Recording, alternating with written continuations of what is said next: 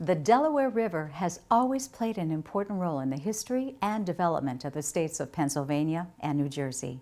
These days, the area near George Washington's historic crossing is a mecca for tourists, and boosters easily work across state lines to promote towns near the river as a single region.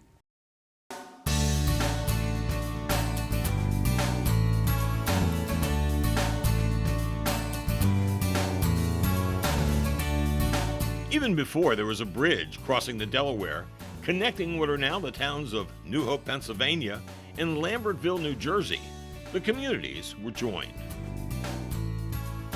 Both towns were originally called Coryell's Ferry, for the ferry that became an important crossing during the Revolutionary War. The first bridge between the two towns was built in 1814. Thus, today's bridge is full of history as well as vehicles and pedestrians. The bridge represents a complete connection between the two towns. They're joined at the bridge, as we like to say.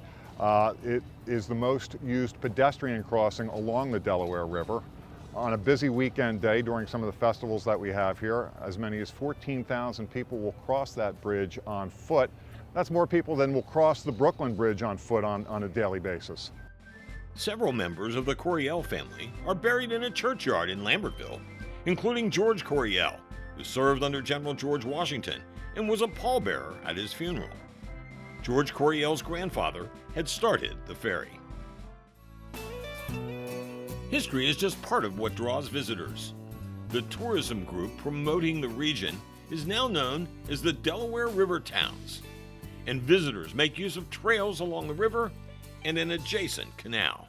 We don't like to think that the river divides us. We like to think that the bridges connect us. And it's a great opportunity for travelers that come here to walk the many trails and the bridges that connect us. We have a lot of what they call the loops. We have people that ride bicycles, we have people that jog, we have people that walk, and they use these loops, these bridges that connect us, these pedestrian paths.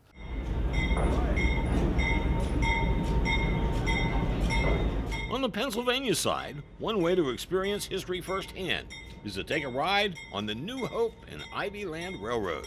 All aboard! Once the familiar cry of all aboard is heard, passengers on these excursions experience great views of the rolling hills of Bucks County. This is a region where history is everywhere, like the Logan Inn, which became an inn in 1727, 5 years after it was built. It is the 5th oldest continuously run inn in the United States. When you think about it, George Washington probably did stop here. If not, many of his soldiers did. And to think that I walk on the same floors that they do every day, that's kind of cool. It's such a great feeling.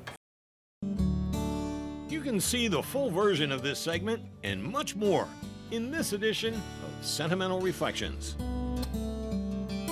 Join us on our video journeys each season as Sentimental Reflections presents America's heritage in story, scenery, and song.